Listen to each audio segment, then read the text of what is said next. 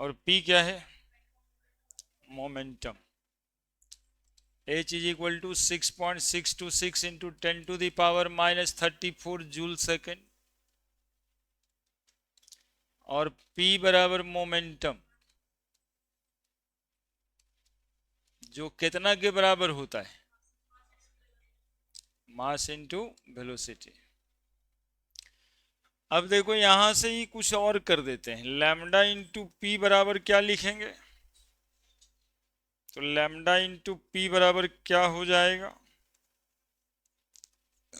H तो constant ही है ना, तो लैम्डा वन पी वन बराबर लैम्डा टू पी टू।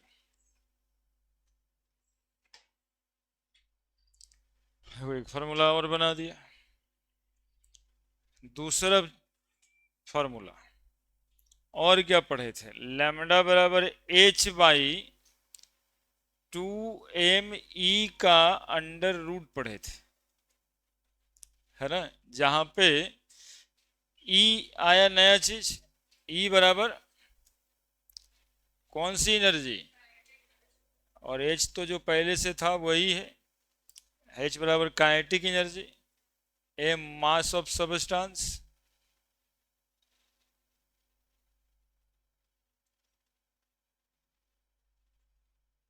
है ना? अब देखो यहां से लिख सकते हैं लैम्डा इंटू 2m e का अंडर रूट बराबर क्या? कांस्टेंट। कांस्टेंट किसके बराबर है? h के बराबर है। ठीक है, तो अब क्या लिखेंगे? Lambda one into 2m1 e1 बराबर lambda two into 2m2 e2 under root. तो बताओ, lambda one by lambda two कर देते हैं।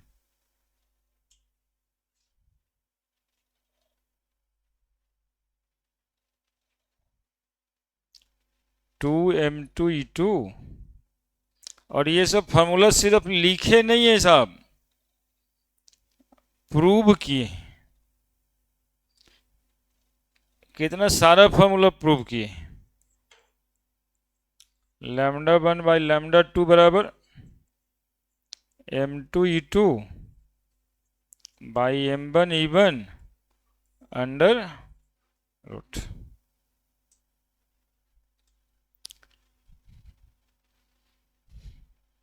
लिखिए,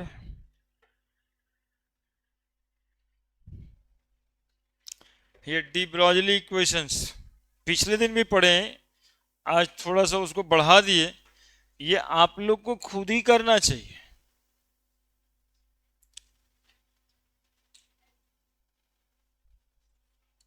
समरी।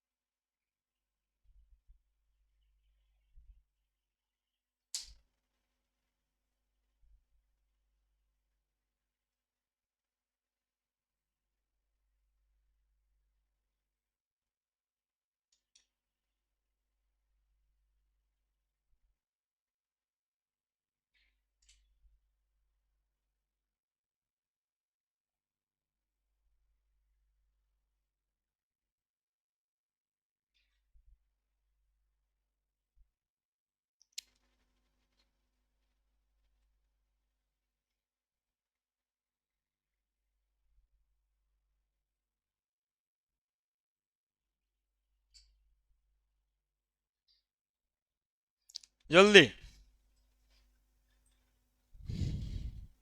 तीसरा फॉर्मूला क्या था? जब कोई चार्ज बॉडी किसी पोटेंशियल पे मूव करता है,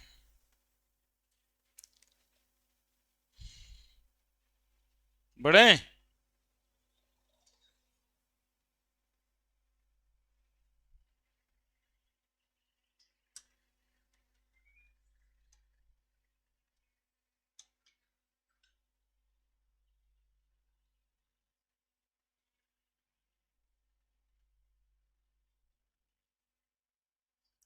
तीसरा फॉर्मूला, तीसरा फॉर्मूला ये बताए थे, तीसरा फॉर्मूला में वेवलेंथ और पोटेंशियल के बीच रिलेशन था। यहां पे वेवलेंथ और काइनेटिक एनर्जी में रिलेशन था।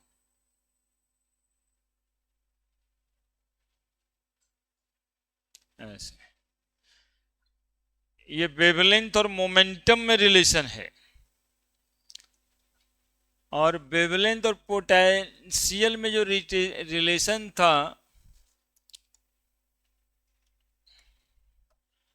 वो क्या था, lambda is equal to H/2 MEV under root था।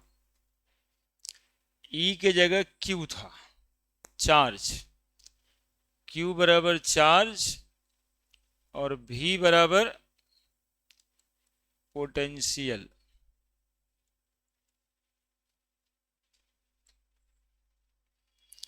तो देखो लैम्डा गुना 2m³ बराबर H लैम्डा गुना 2m³ बराबर कांस्टेंट बराबर लैम्डा m 2m³1v1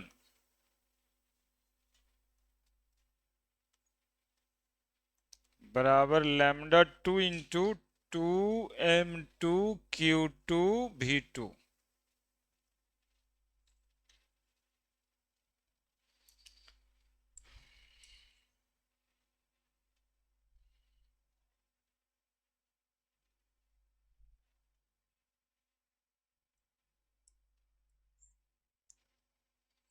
तो लैम्डा 1 बाई लैम्डा 2 बराबर क्या आएगा, 2m2q2v2 बाई 2m1q1 और v1, है ना। तो lambda 1 by lambda 2 is equal to m2q2v2 by m1q1v1। m से तो मास ही होता है, लिख दिए पहले। इसको डेविसन एंड गर्मर एक्सपेरिमेंट बोलते हैं।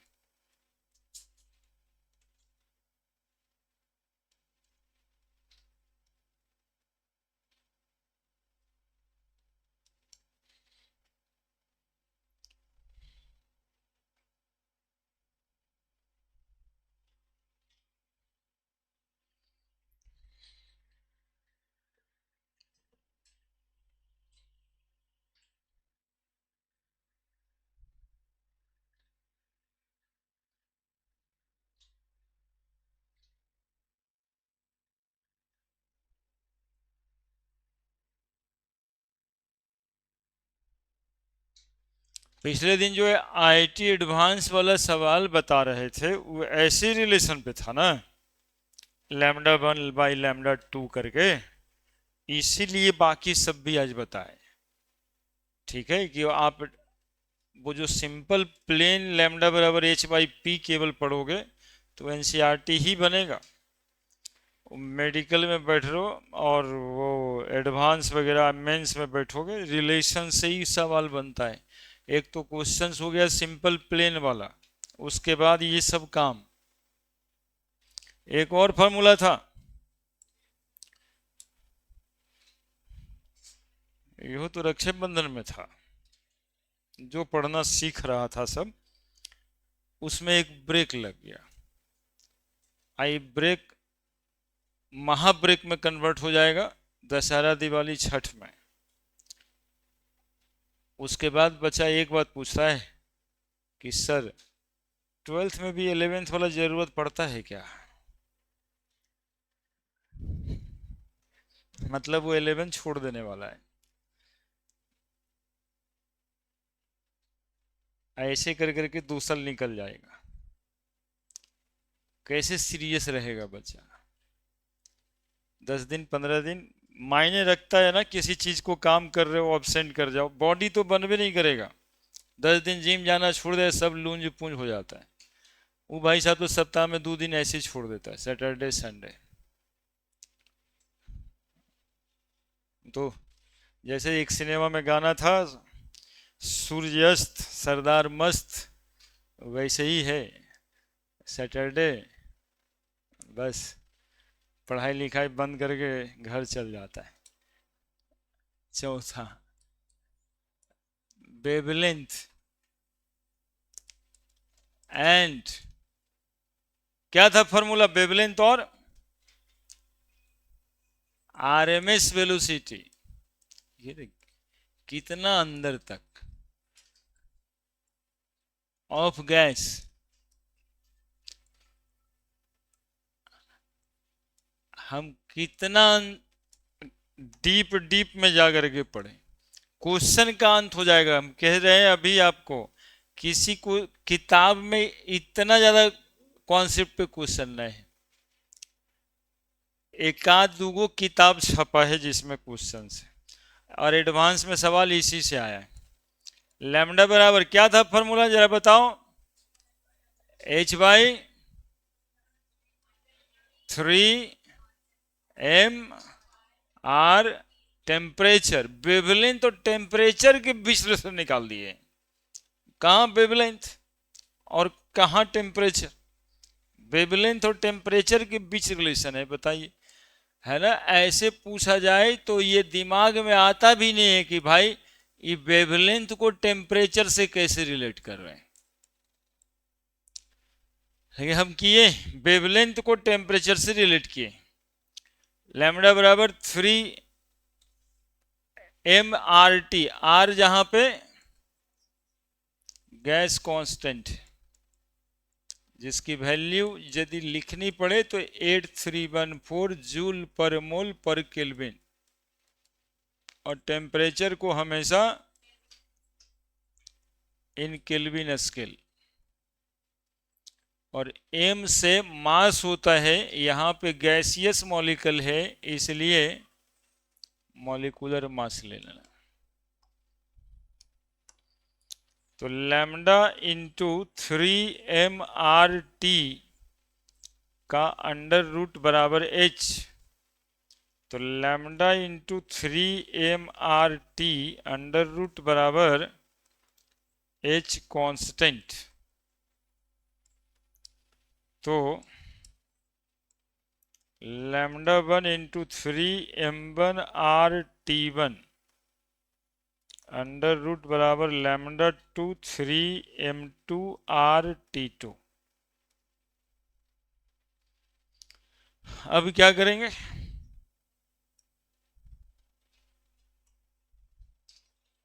लैम्डा 1 बाई लैम्डा 2 बराबर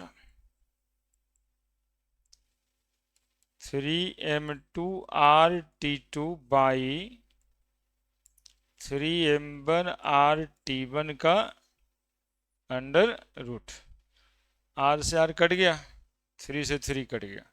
देखिए कितना छोटा रिलेशन, यही रिलेशन इस्तेमाल किए होंगे कल क्वेश्चन बनाने में, m2T2 बाई m1T1।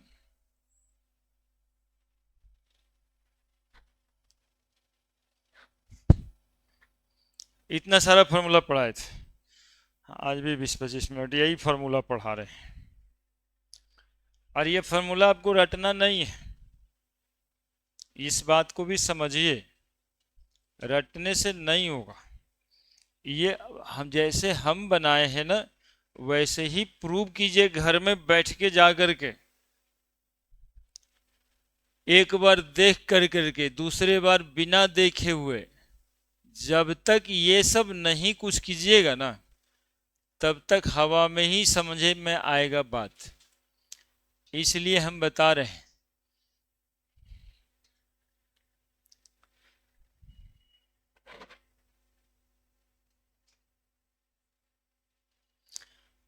और नहीं तो तिवारी जी एक ही फॉर्मूला पढ़ा के खत्म कर दिया जाए, लैम्डा बराबर h/p, बात खत्म, हाइजेनबर्ग शुरू।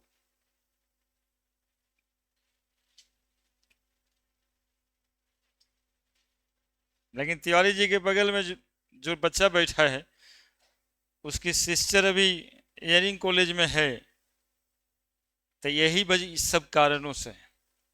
देखिए तिवारी जी के जो बगल में मुस्कुराता है, जो पूछता पढ़ना काहे जरूरी है सर, पिछले साल इंजीनियरिंग कॉलेज में गई, यही सब की वजह से हम इसलिए छोड़ते नहीं है अपना प्रैक्टिस, कि बचवा तो नहीं है पढ़ना पड़ेगा, उसको पढ़ाना पड़ेगा ना, उसको बताना पड़ेगा। उसको तो आसान लगता है वो वाले सर, जो हाँ बस हो गया हो गया हो गया।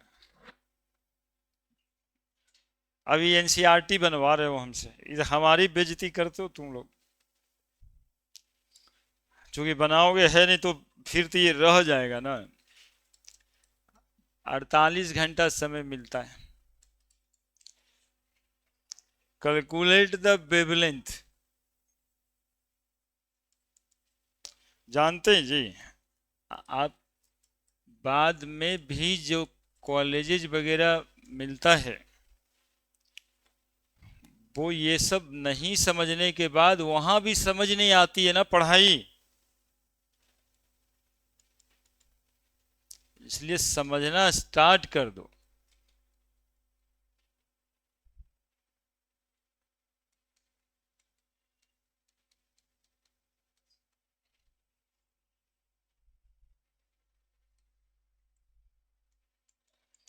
लो ये सवाल है, calculate the wavelength of an electron.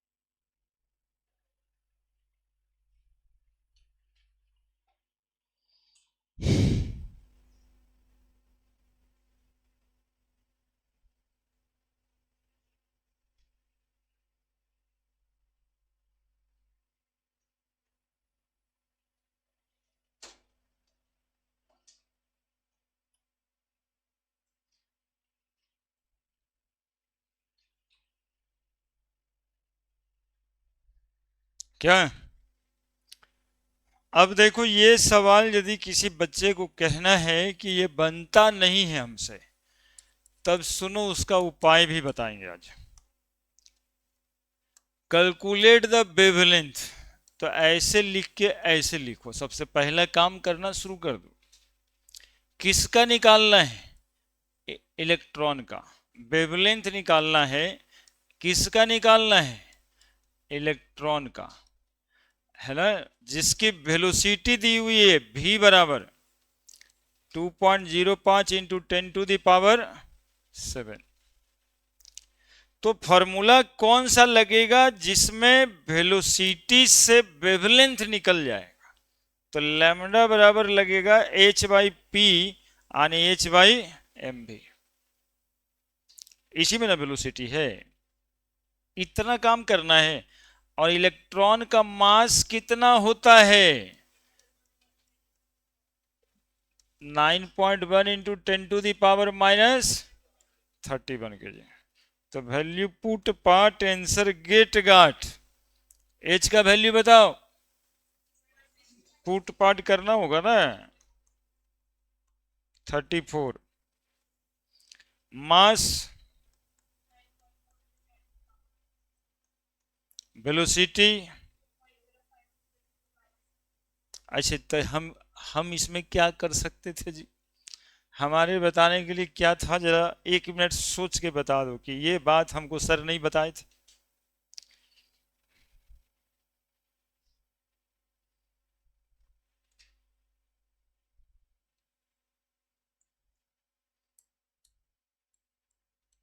तो लैम्डा बराबर 6.626 इंटू 10⁻⁻34 बाई 9.1 है और ये 2 है। सुनो देखो, कैलकुलेशन करना सिखाते हैं मोटे मोटे तौर पे। ये 0.1 है, ये 0.05 है, बहुत बड़ा फैक्टर नहीं होगा। 9 दूनी 18, थोड़ा छोड़ दिए, अगला जो भागा देंगे उसमें थोड़ा कम कर लेंगे। इंटू 10 टू द पावर कितना, एक -31 और 7 -24। यही देख के सब क्वेश्चन बना नहीं रहा है। अब ये भागा गुना से तो तुम्हारे घर में मामा जी फूफा जी जाना छोड़ दिए, भगा दिया सब घर से मामा जी को फूफा जी को, कि आते हैं तो बड़ा क्वेश्चन पूछते हैं, है ना। 98 गुना 99 पूछते रहते हैं, हाँ नहीं बताने पे मम्मी से शिकायत करते हैं। वैसे एनसीईआरटी छोड़ दीजिएगा कि भाई इतना कौन बनाता है, देखो भागा है, हमको देने में अच्छा लग रहा है क्या, लेकिन पढ़ना है ना तो पढ़ना पड़ता है। अब देखो 18 चौक 72 होता है, 18 3 54 होता है, 54 एक एक बच जाएगा, तो 0 पॉइंट तो लगेगा। 18 3 जा 54, 112, 18 पचे 90, 18 छक 108 के करीब में। 0.36 के बजाय 37 लिख देते हैं, -34 और ऊपर जाएगा तो plus 0.37 into 10 to the power -10 metre answer, या 0.37 एंगस्ट्रम। बताओ जो एग्जैक्ट गुना भागा किया उसको कितना आया, 3 दशमलव, 3 दशमलव कैसे आया।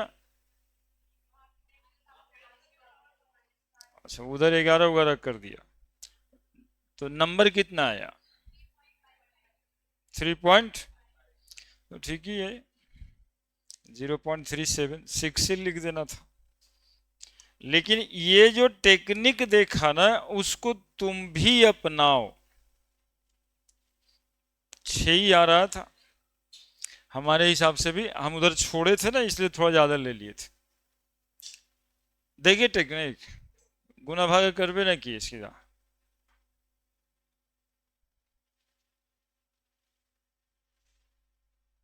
ऐसे भी गुना भागा होता है, और ऐसे ही होने लगेगा ना तो जेई हो जाएगा।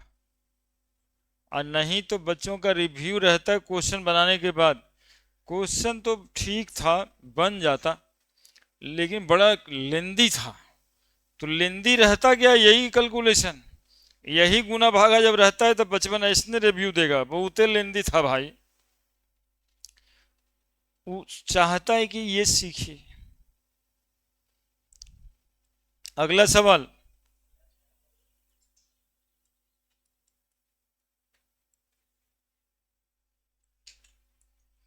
The mass of electron is, अच्छा इसमें मास भी लिखा है,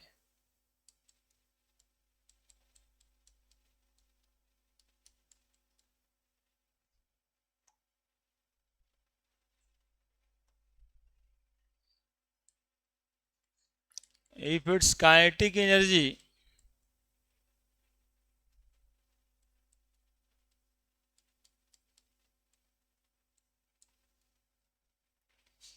कैलकुलेट इट्स वेवलेंथ।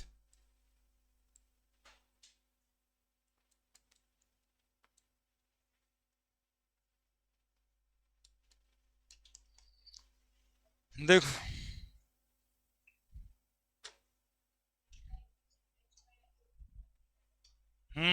देखिए देखिए बच्ची बताई कि ये वाला फॉर्मूला लगेगा। काइनेटिक एनर्जी दिया हुआ है भाई, इतना तो करना होगा ना कि वेवलेंथ पूछ रहा है। मास ऑफ इलेक्ट्रॉन इस सवाल में दिया हुआ ही है, नहीं देना चाहिए था। काइनेटिक एनर्जी भी लिखा हुआ ही है, 3 गुना 10 टू द पावर -25 जूल। तो कौन सा वो फॉर्मूला है जिसमें लैम्डा और काइनेटिक एनर्जी के बीच रिश्ता है।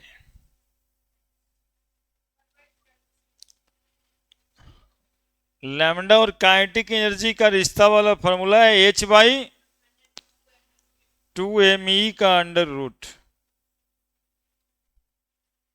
वेवलेंथ इज इक्वल टू, है ना। तो वेवलेंथ और काइनेटिक एनर्जी का रिश्ता देखिए, इतना तो लिखना स्टार्ट करिएगा ना। लैम्डा बराबर h 6.626 into 10⁻⁻34 by 2 into 9.1 into 10⁻31 kg। ई कितना 3 गुना 10⁻⁻25 जूल और इसका अंडर रूट। लैम्डा बराबर 6.626 इंटू 10⁻34 बाई 9 दूनी 18, 18 तिया 54, सीधा सीधा -25, 31 और 25 है, 5 1 6 और 3 2 5, 56 अंडर रूट। लैम्डा बराबर 6.626 इंटू 10⁻34, 54 का रूट, तो 7 7 या 49। देखिए ना, कुछ मिला के करते हैं, आपको सिखा रहे हैं। 7 7 या 40, 8 गुना 8, 8 8 या 64, तो 49 से 6 ज्यादा है 54 और 64 से 10 कम है, आने की इसका आंसर 7 के करीब में। तो 7.5 कर देने से तो ज्यादा बीच बीच में आ जाता है, लेकिन उधर से 6 ज्यादा है, इससे 10 कम है, तो 7.5 नहीं, 7 से और कम, 7.34, 7.35। क्या अंदाज लगा के, रूट नहीं निकाले। इंटू 10⁻⁻56 है, 56 का अंडर रूट कितना, 28 दूनी 56, 7.3 आ गया, 7 9 63, 0.9 भागा 2, 63 के बाद कितना बचा, 3 2 7 चौक 28 इंटू 10⁻⁻34 प्लस 28 -34 प्लस 28 कितना, -34 प्लस 28, देखिए कहाँ है सब, -34 प्लस 28, मतलब यही सब पढ़वाओ हमसे यार तुम लोग। -6 मीटर कितना आ रहा है, जो कैलकुलेट कर रहा है, हम बिना कैलकुलेशन के हैं, कितना आया तुमको जी, 2 पॉइंट, तो कंप्लीट गलत हो गया ना जी। कितना आया है आंसर जी, जरा देखिए, तो अब इसी का गुना भाग करके गलती लाया है।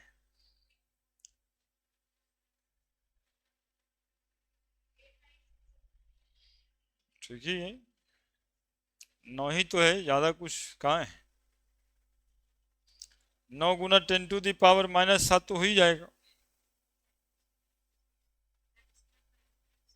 कितना है, हाँ तो आ ही गया है, देखिए कितना है, 8,900 इंटू एंगस्ट्रम यानी 98967 इंटू 10⁻⁻10, तो 8.967 इंटू 10⁻⁻7 बराबर 0.8967 इंटू 10⁻⁻6। 0.89 है तो 0.9 हो गया ना। थोड़ा एनर्जी मिलेगा ऐसे सोच के, ठीक है, बहुत गुना भागा करके, यदि आपको लगता है कि इतना गुना भागा कौन करेगा, तो ये वाला मेथड अपनाओ, ये थोड़ा मैच्योर्ड है। कभी कभी ऐसे भी समझ में आएगा कि कैसे लिख दिया, इसे समझे में नहीं आया, तो एक आध बार अपने से रूट रूट निकाल के देखो, तब ज्यादा समझ आ जाएगा। हमको याद नहीं था, हम आपके सामने सोचे कैसे कि 7 गुना 7 49 होता है, 8 इंटू 8 64 होता है, और ये वैल्यू 54 है, तो इससे 6 ज्यादा है, इससे 10 कम, तो इसका रूट 7 के तरफ आएगा।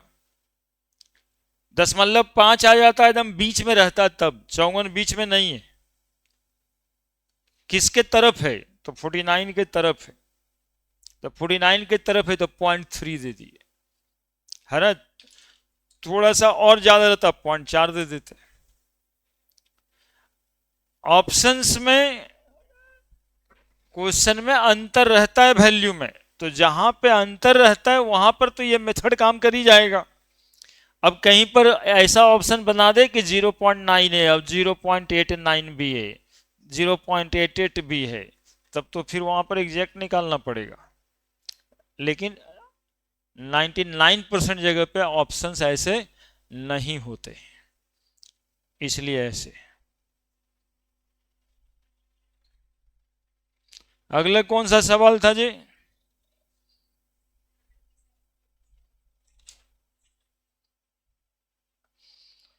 ये तो बहुत ही बड़ा सवाल है जी, तो इसको लिखें काहे के लिए हम? तो कुछ नहीं है, वेलोसिटी दिया हुआ है। अच्छा लिखते हैं।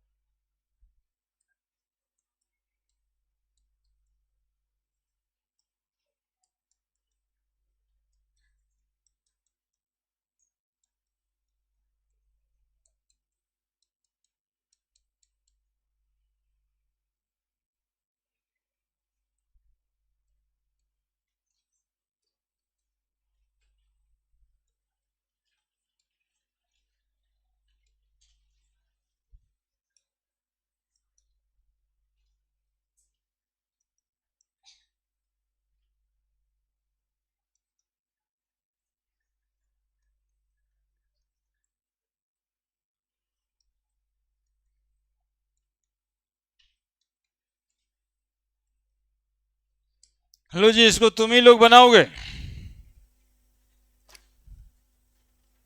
अरे सो काहे रही है बच्चे, उठो, क्वेश्चन बनाओ।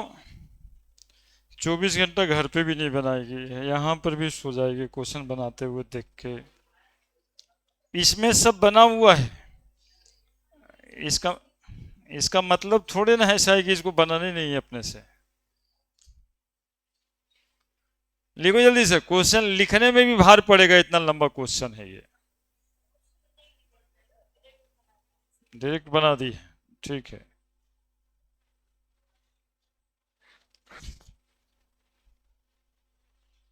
तब शक्ति कैसे होगा, इतना बड़ा बड़ा क्वेश्चन है।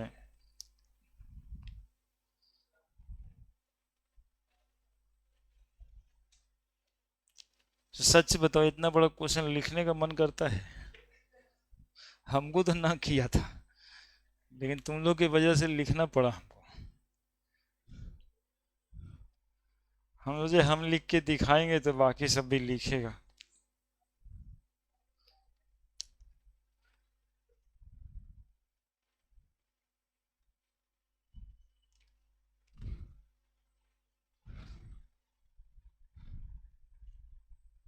मंद मंद मुस्कुराता रहता है तुम।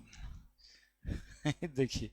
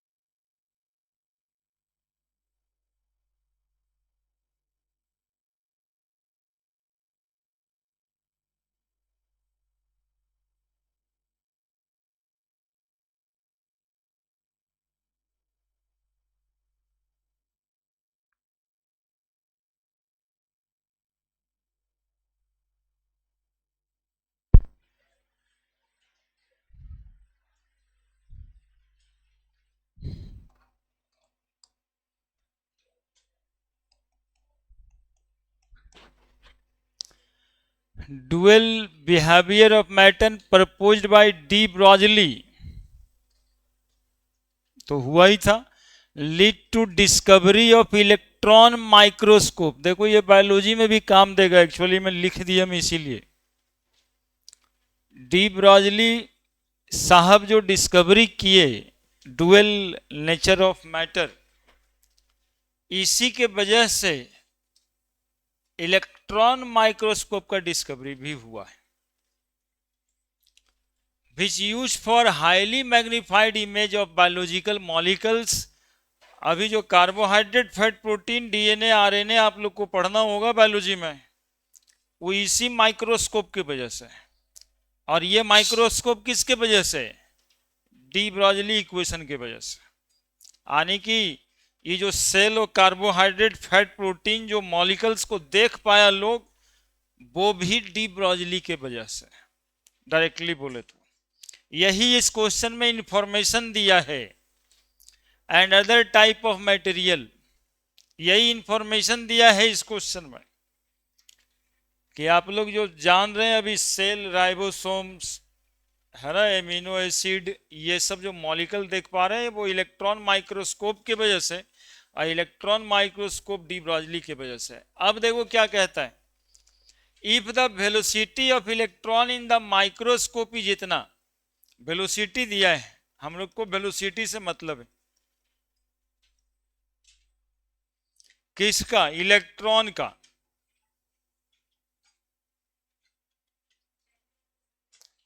तो वेवलेंथ पूछ रहा है, बताओ कितना आसान क्वेश्चन है। ये तो पहला जैसा था ही ना जी, एच बाई एम बी। बोलो भैया, बन गया, सबसे बन गया।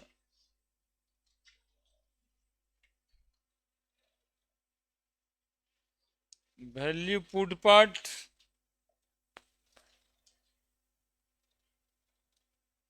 उत्साह ही खत्म है बच्चा सब।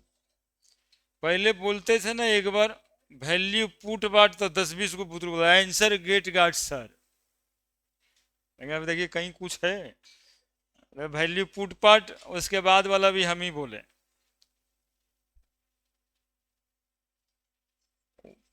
उसको उत्साह बोलते हैं। 9.1 है और इधर 1.6 है। अब देखो इसको कैसे गुना करते हैं बिना कलम का। हम उधर 9 ले लेंगे, इधर 1.5 लेंगे। 9 और 4.5, 9 का आधा 4.5, 13.5 है। 9 और 1.6 था, 14.5 आया। चलिए 9 4 13, 14.5 इंटू 10⁻⁻25। बोलो आंसर।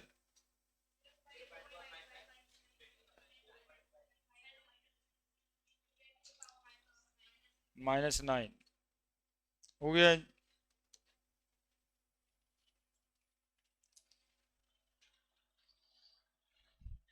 जहां पे हमको लग रहा है कि कुछ है ही नहीं बनाना, वहां पे आप थके हुए हैं कि सर बन नहीं रहा है। बताइए कितना खराब बात है जी। अगला क्वेश्चन भी लिखवाओगे? 2.59 भी। हम्म, लिख दें हैं? तो तुम क्या सोचा है कि अभी बनाए भी नहीं है, बाद में बना लेंगे? बताइए नहीं, एक ठो में वेवलेंथ दिया हुआ है, वेलोसिटी पूछ रहा है, दो गो है ये, वेलोसिटी और फर्स्ट बोर और भी डी ब्रॉगली वेवलेंथ पूछ रहा है। बनाओ यार, तुम लोग बनाओ,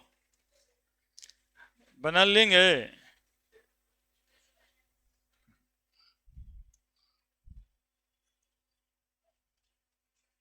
क्या ही बताएं, बना के आना चाहिए था ना बचवा।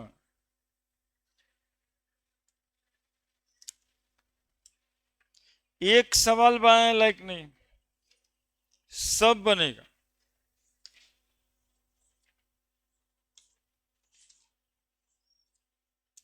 सब बन जाता, तुम लोग कोशिश नहीं किए।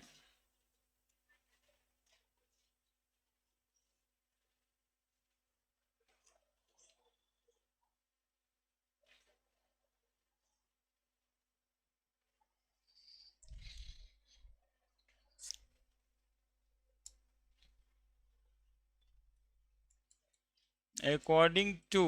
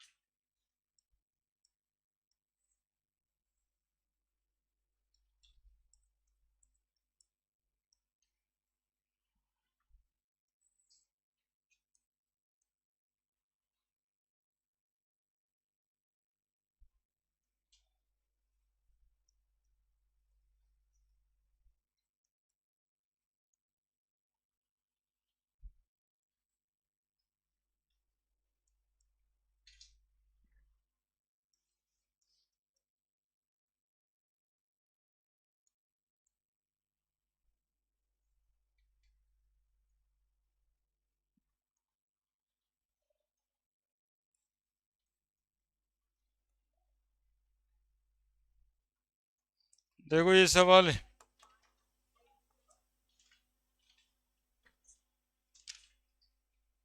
एकदम ताजा है।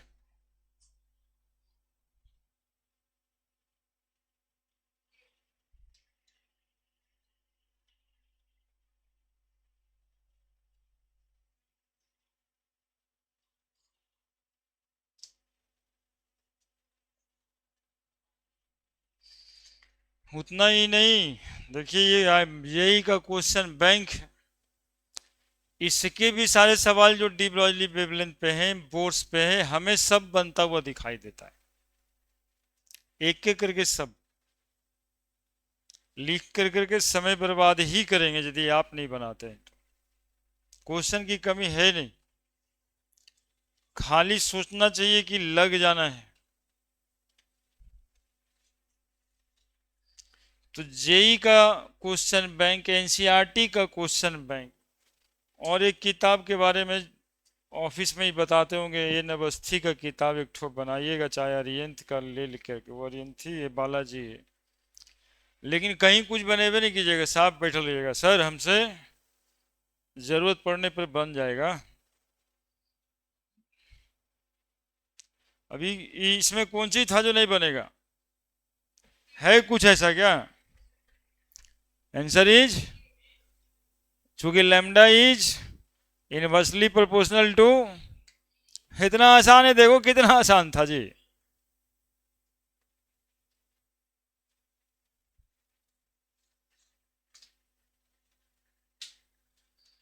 देखें आज वाला डीपीपी, इसमें क्या है, number of wave produce by electron in complete n revolution कितना, नंबर ऑफ वेव बराबर एन, तो पहला बनना ही या दूसरा बनता हुआ दिखाई दे रहा है, तीसरा चौथा हाइजेनबर्ग पढ़ा देते हैं, और ये पूरा 29 क्वेश्चन का सेट हो जाएगा आपको बनाने के लिए। लेकिन ये काम आज रात में करें तब एक कंप्लीट तैयारी होगा। अच्छा, इसमें क्वेश्चन एक भी खराब नहीं है ना कि ऐसे छोड़ दिए, ऐसा डीपीपी था ना, बाकी सबका डीपीपी बनाते हैं लोग, तुमसे सवाल बने, हम बनाए हैं जो जेई का क्वेश्चन बैंक है, मेडिकल का क्वेश्चन बैंक है, वो वाला तो बनाना होगा आपको। नहीं बनता तो पूछिए। नाउ हाइजेनबर्ग, अच्छा एक लाइन और लिख देना खत्म करते करते, एक लाइन लिख देना नीचे।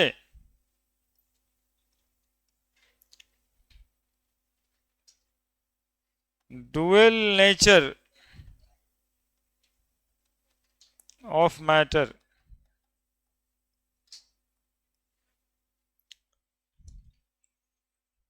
प्रूव्ड बाय, कौन सा equation? Proved bye de Broglie equation.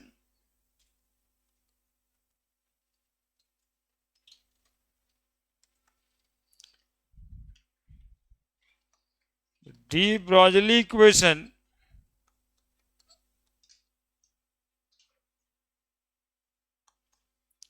applicable to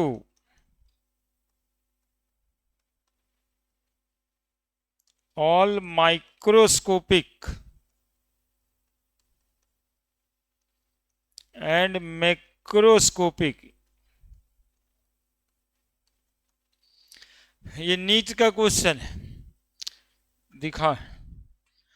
all microscopic and macroscopic bodies but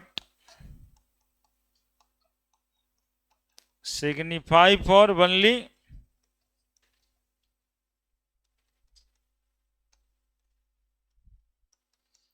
microscopic bodies।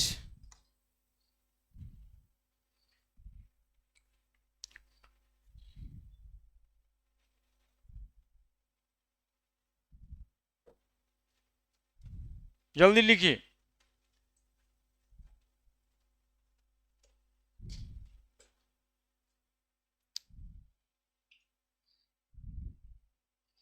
देखिए एक तो ये किताब कहते हैं बनाना, इसमें खाली क्वेश्चन ही है जी, ये इतना फिजिकल केमिस्ट्री का न्यूमेरिकल क्वेश्चन है इतना। सोचो तुम लोग अभी क्या ही कर रहे हो। अकेले एक तो एटॉमिक स्ट्रक्चर चैप्टर है जिसमें लेवल 1 में कितना सवाल है हम आपको गिन के बताते हैं, आप कितना कम काम कर रहे हैं। 175, लेवल 2 में 20, लेवल 3 में जब ये सब बनाने लगिएगा ना, लेवल 3 में सब मेडिकल आईआईटी का क्वेश्चन ही है जो आया हुआ है, तो आपको 175 उधर था 194, तो 175 है 194 है, बीच में 25 था, तो 200 100 394 यानी 400 क्वेश्चन। फिर कौन क्वेश्चन का हिम्मत होगा जो नहीं बनेगा जी? फिर कौन से क्वेश्चन का हिम्मत होगा जो नहीं बनेगा? और 400 क्वेश्चन का मतलब क्या था? 40 दिन से इस चैप्टर में है, 10-10 क्वेश्चन पर डे। अब 10 क्वेश्चन पर डे भी नहीं बनाइएगा तो पढ़ने का अधिकार है क्या?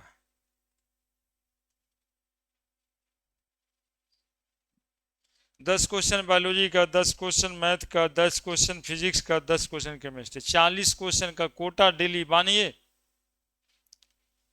अभी देखिए डीपीपी में 29 क्वेश्चन है, तो 10 क्वेश्चन आज जाकर करके 10 क्वेश्चन कल, तो मजदूर की तरफ बैठिएगा तो सोचिएगा एक के बाद सब बना दें।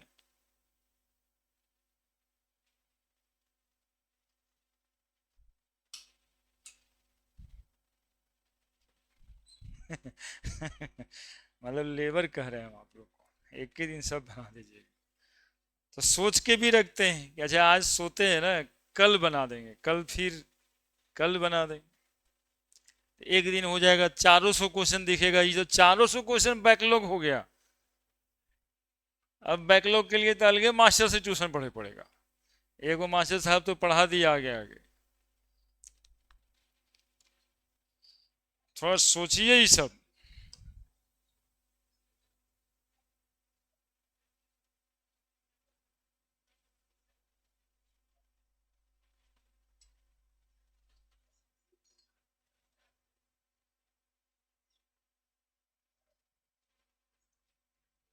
Heisenberg uncertainty principle.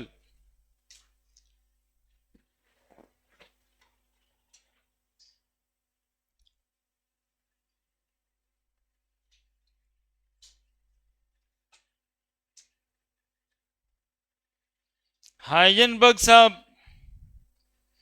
अपना प्रिंसिपल के नामे रख दिया अनसर्टेनिटी प्रिंसिपल। अब बताइए,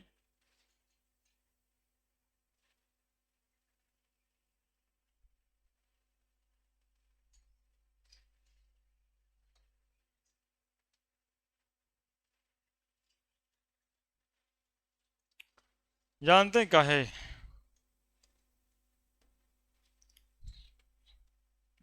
बात ये हो रहा है स्ट्रक्चर ऑफ एटम का। यार देखिए, सुनेगा सब। डी ब्रॉगली साहब पिछले दिन डिस्कवर किए कि जो भी पार्टिकल मोशन में होता है वो पार्टिकल में वेव नेचर होता है। यानी हम हैं ऐसे तो आदमी, और दौड़ने लगे तो तरंग बन जाएंगे, मतलब वेव। सिनेमा में साउथ वाले हीरो को ऐसी ही दिखाता है, यहां से दिखाता है यहां तक दौड़ा, उसके बाद भन से यहां पहुंच गया, तरंग हो गया। ये डी ब्रॉगली साहब बोले हैं ये बात, नहीं भन से यहां पहुंच जाता है। लगता नहीं, बैटमैन और कैटमैन देखेगा तो उसको स्प्रिंग लगाए रहता है, तो कहां से कहां उड़ा देगा पता ही नहीं चलेगा। डी ब्रॉगली साहब कहे थे, ये सब नहीं कह रहा है, डी ब्रॉगली साहब कहे थे कि कोई बॉडी जब मोशन में होता है तो उसमें वेव कैरेक्टर आ जाता है। अब आप नहीं जान रहे इस बात को, तब सोच रहे होंगे कैसे। हम जान रहे हैं तब दिखता है कि ना ठीक ही तो है, इसमें वेव कैरेक्टर अब आ गया है। दौड़ते दौड़ते इतना स्पीड से दौड़ा कि इसमें वेव कैरेक्टर आ गया, यानी वेव वाला गुण आ गया। यही बात प्रूव किए डी ब्रॉगली साहब पिछले दिन कि इलेक्ट्रॉन जैसा बॉडी जब इतना मोशन में होगा तो वेव जैसा मोशन कर रहा होगा। हाइजेनबर्ग साहब एक पर एक 11 बोल दिए, मतलब एक जोड़ एक दो नहीं होता है।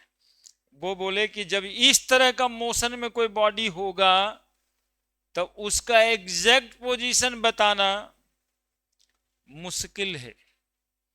एग्जैक्ट पोजीशन हम इलेक्ट्रॉन का कभी बता ही नहीं सकते 100% सर्टेनिटी के साथ। इसलिए अपने प्रिंसिपल में नाम रख दिए हाइजेनबर्ग अनसर्टेनिटी प्रिंसिपल। इन्होंने कहा कि इलेक्ट्रॉन का पोजीशन और मोमेंटम दोनों एक साथ 100% एक्यूरेसी से बताना, 100% एक्यूरेसी से बताना संभव नहीं है। अनसर्टेनिटी प्रिंसिपल इसलिए नाम है। थोड़ा समझोगे अब इनका एक्सपेरिमेंट। इलेक्ट्रॉन ऐसे भाग रहा होगा, है ना, किसी न किसी बेबी नेचर में भी इलेक्ट्रॉन कैसे जा रहा होगा, मतलब ऐसे से ऐसे जा रहा होगा, है ना। चाहे सर्कुलर मोशन रहे, चाहे इस तरह से ये ऐसे वाला मोशन रहे, एक फेज ऐसा आएगा ही, है ना। तो इलेक्ट्रॉन मोशन में है। अब ये इलेक्ट्रॉन को पकड़ने के लिए हाइजेनबर्ग साहब क्या करते हैं, आप भी सोचो कि ये बच्चा कहीं देख लिया कि देखो बाइक से सर जा रहे हैं, बगल वाला को बताना है कि देखो देखो सर जा रहे हैं, सर बाइक से 100 के स्पीड में, तो जहां पर ही बताएगा क्या वहीं पे सर रहेंगे क्या? ये जहां पर बताएगा कि ना वही दुकानवा पर, तो अभी दुकानवे के पास थे, तो इसको देखेगा दुकान के पास, लेकिन वो रहेंगे उससे आगे नहीं। तो बोलेगा कैसे बताएं एग्जैक्ट पोजीशन? तो बोले सर जा रहे हैं बाइक से, देखो ढेला लिए पत्थर वाला, आज दिए एक ढेला लगा बाइक गया गिर, और देखो सर जा रहे थे, देखो है ना। हाइजेनबर्ग साहब एक्चुअली में वैसे ही किए। इलेक्ट्रॉन तो भाग रहा था, इलेक्ट्रॉन तो भाग रहा था, इसको एग्जैक्ट पोजीशन पता लगाना था कि आखिर ये है कहां पे। तो भाई साहब ने क्या किया कि एक इलेक्ट्रोमैग्नेटिक वेव इंप्लॉय कर दिया जिसमें पार्टिकल होता है फोटोन। पढ़ा था ना। कौन सा पार्टिकल? इलेक्ट्रोमैग्नेटिक वेव लाई कर दिए। बोले होने से दौड़ते हुए इलेक्ट्रॉन आएगा, इधर से हम चला देंगे फोटोन, है ना।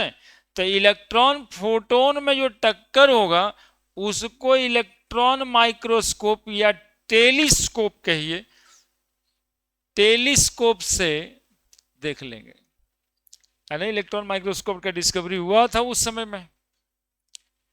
तो इलेक्ट्रॉन माइक्रोस्कोप लगा के टेलीस्कोप से ऑब्जर्वेशन मेड कर लिया हाइजेनबर्ग साहब, ढेला मार के, है ना। जो सर जा रहे थे ढेला आप मारे, वो हाइजेनबर्ग साहब थे, इलेक्ट्रॉन जा रहा था, इलेक्ट्रोमैग्नेटिक वेव टकरा दिए। अब जब इलेक्ट्रॉन और फोटोन में यहां पर कॉलिजन हो गया, किसके किसके बीच कॉलिजन हो गया?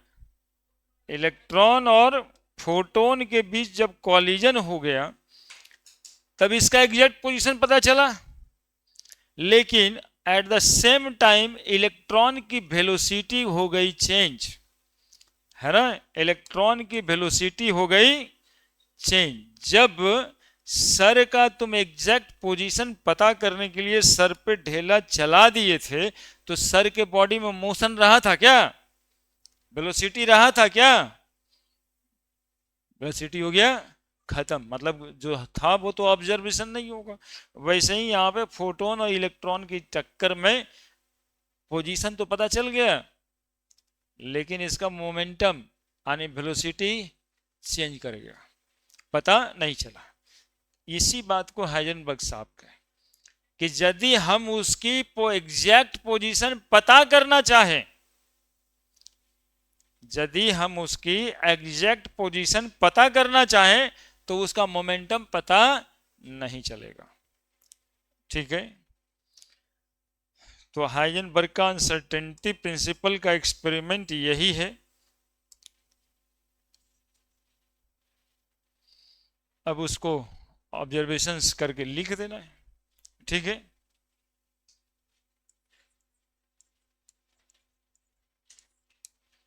हाइजेनबर्ग का uncertainty principle,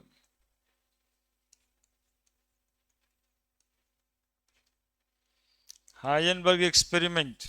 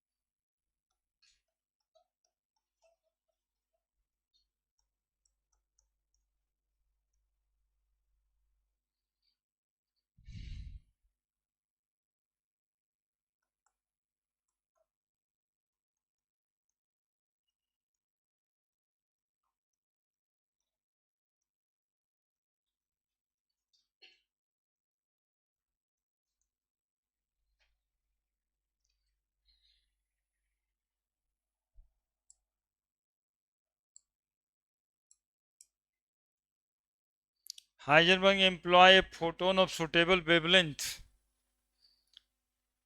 to collide with moving electron to find the exact position of electron. As we know the exact position of electron, the velocity of electron gets changed. That is, their momentum is uncertain. Their momentum is uncertain.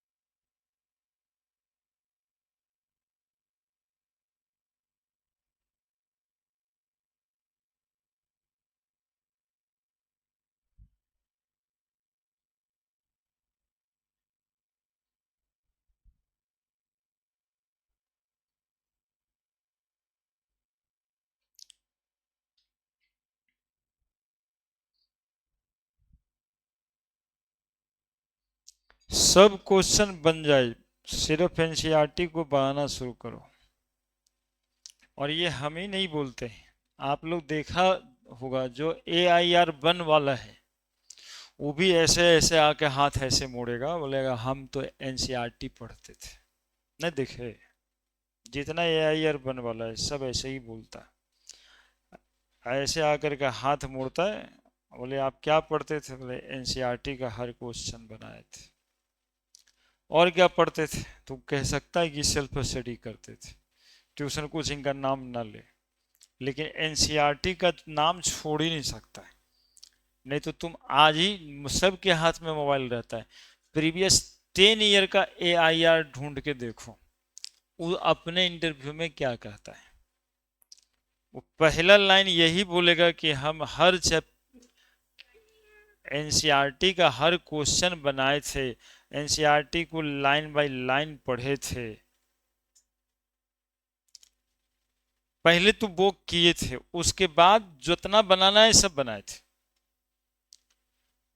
हालांकि NCERT अब 11th-12th वाला अपने से पढ़ने वाला लायक है नहीं कि समझ आ जाए पढ़ करके। अब ये सब बातें उसमें लिखा है, लेकिन इतने सिंपल लैंग्वेज में भी नहीं लिखा हुआ है, वो पता नहीं लगता है। उसके लिए हम लोग चाहिए होते हैं, और वो एक लाइन का 2 लाइन का फॉर्मूला तो 5 लाइन का बना देंगे। तो बना देंगे इसका मतलब वही, उसको छोड़ के थोड़े बनाए, वही लिख रहा था वही किए, वो एक लाइन में सब कुछ लिख दिया, ठीक ना। तो कम से कम ये काम करो, वहां वो काम हुआ कि बाकी सबका कल ही खुल जाएगा ना। ना नीट के क्वेश्चन बैंक बनाने में कुछ लगने लगेगा, ना आईटी वाला क्वेश्चन बैंक बनाने में कुछ लगने लगेगा, यानी सब बनने लगेगा। शुरुआत लेकिन वहीं से करना है। अब देखिए, अब हाइजेनबर्ग का थ्योरी, हाइजेनबर्ग का थ्योरी, इट इज इम्पॉसिबल। तुम लोग के डिक्शनरी में इम्पॉसिबल वर्ड तो नहीं होगा, हाइजेनबर्ग साहब के प्रिंसिपल में था, इट इज इम्पॉसिबल। नहीं, तुम लोग खुश होता है तो कहता होगा ना हमारे डिक्शनरी में इम्पॉसिबल नाम का चीज ना है, लेकिन इनके थ्योरी में है। It is impossible to find exact position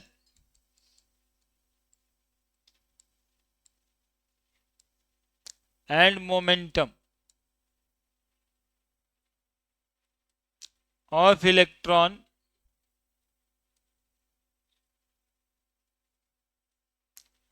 simultaneously, मतलब एक साथ, simultaneously with 100% एक्यूरेसी, 100% एक्यूरेसी। एक की एक्यूरेसी ज्यादा होगा तो एक का एक्यूरेसी कम होगा। मतलब एक ठो यदि फाइंड कर लीजिएगा 90% की एक्यूरेसी से, तो दूसरा घट जाएगा। तो कहना ये चाहते हैं कि it is impossible to find exact position and momentum of electron simultaneously with 100% accuracy. मतलब इलेक्ट्रॉन का पोजीशन और मोमेंटम एक साथ 100% सच बताना इम्पॉसिबल है, असंभव है। तो there are only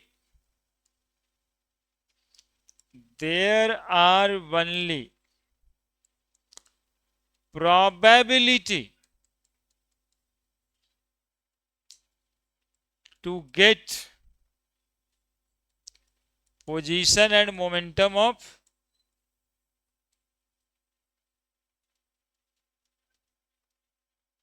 electron।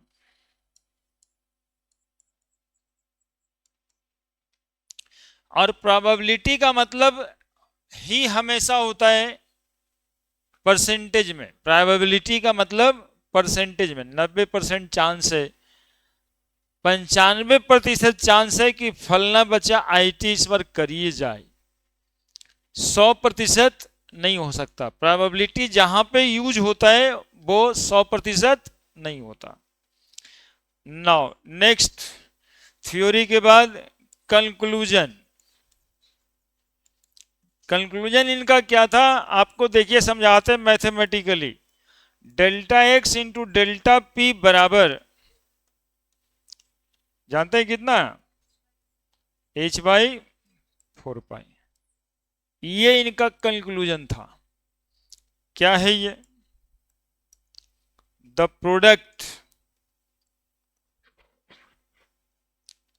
Product of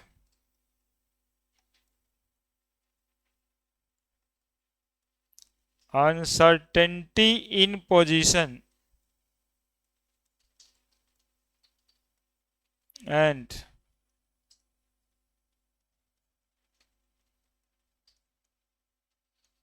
uncertainty in momentum, the product of uncertainty in position and uncertainty in momentum for finding an electron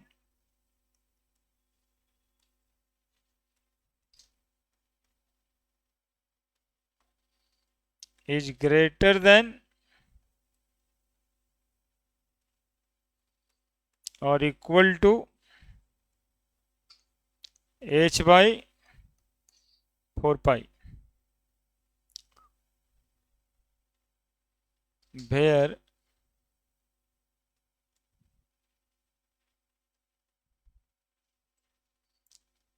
delta x बराबर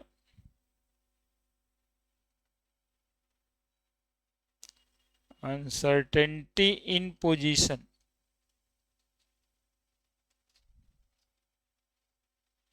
डेल्टा पी बराबर uncertainty in momentum. Delta p बराबर m delta भी लिख देना, जहां पे delta भी बराबर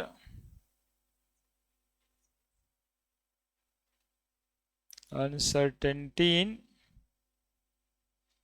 वेलोसिटी, है ना। अनसर्टेनिटी पुट करना है कि कितना अनसर्टेन है। ये हाइजेनबर्ग साहब का कंक्लूजन है। Delta x into delta P greater than और इक्वल टू h/4 पाई।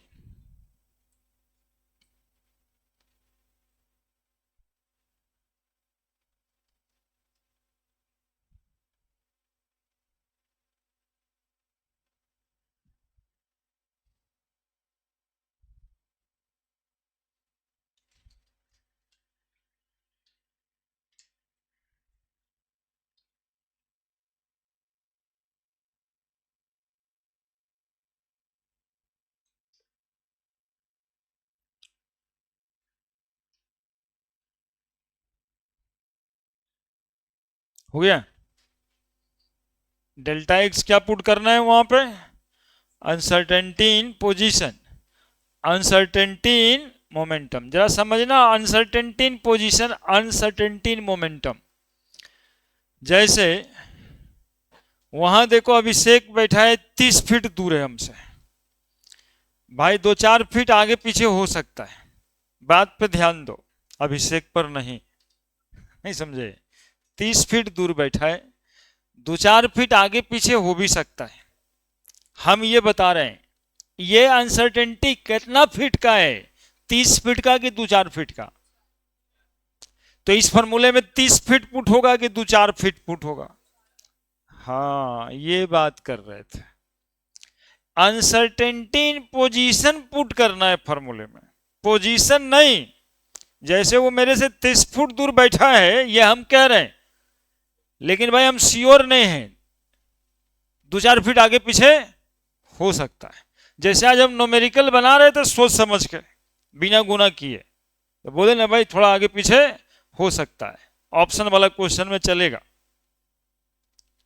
तो जो थोड़ा पीछे आगे हो सकता है वो पुट होगा यहां पे।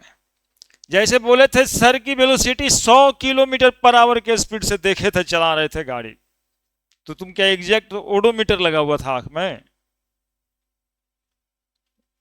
10-5 किलोमीटर झूठ तो हो ही सकता है, हो सकता है सर 90 पे होंगे, हो सकता है 110 पे होंगे। तो यहां पर वेलोसिटी में क्या पुट करिएगा, 10 की 100, क्या पुट कीजिएगा 10 किलोमीटर आगे पीछे हो सकते हैं, दैट इज अनसर्टेनिटी। तो यहां पे अनसर्टेनिटी पुट करना है। तो इसके क्वेश्चंस आप लोग को मिला है ना, क्वेश्चंस में अनसर्टेनिटी देख करके रख दीजिएगा और क्वेश्चन में वही बात हो जाएगा, value put part answer get got, खाली रखिएगा अनसर्टेनिटी, है ना। जैसे लिखा रहेगा 30 फीट, हमारे अभिषेक के बीच की दूरी कितना feet, 30 feet plus minus 2 feet, तो कितना पुट करेंगे क्वेश्चन में, 2 फुट। 30 2 32 मत करिएगा। सुनिए अब ये फॉर्मूला आया है तो थोड़ा सा इसको भी तो बढ़ा लें। आप बराबर क्या कीजिएगा, h बाई, ये आपकी मदद के लिए, इसमें हम कुछ पढ़ाने वाले नहीं।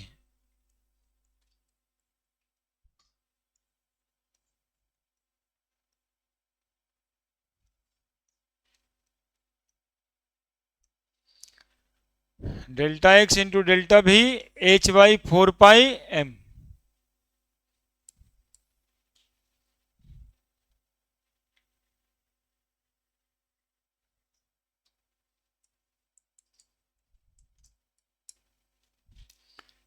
चेंज इन मोमेंटम, क्या जी, फोर्स और मोमेंटम में क्या रिश्ता है?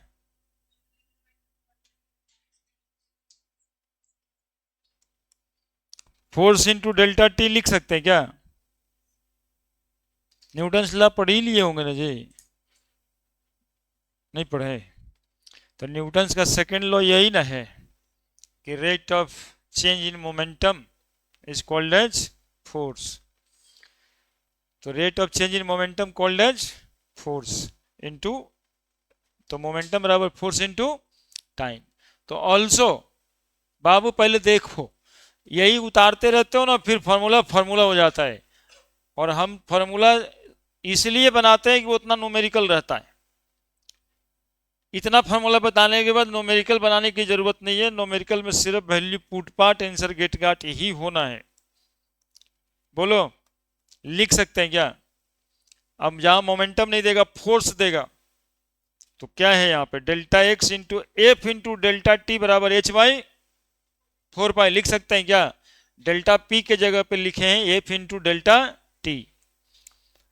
जरा देखो, force into change in position, displacement, displacement is equal to work done, work done कहे तो एनर्जी, वर्कडन कहे तो energy, force into displacement.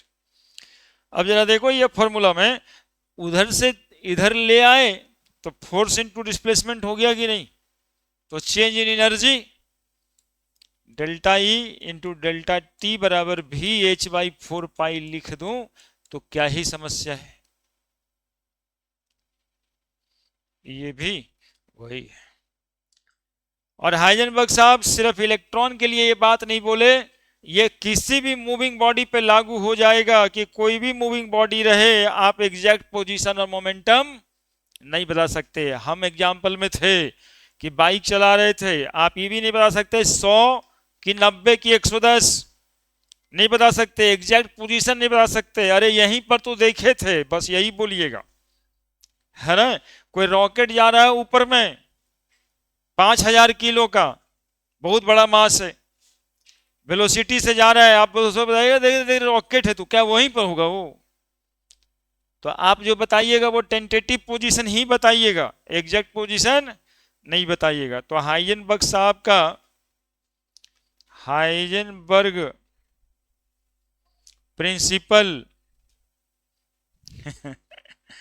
Applicable for किसके लिए,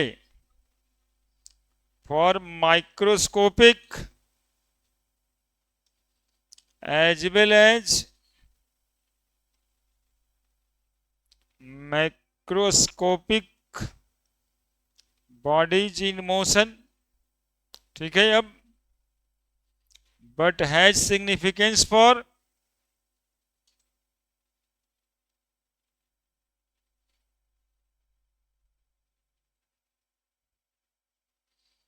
माइक्रोस्कोपिक बॉडी ओनली।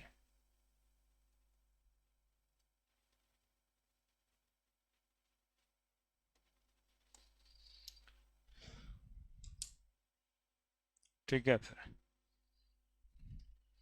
अगला दिन क्वांटम, अगला दिन क्वांटम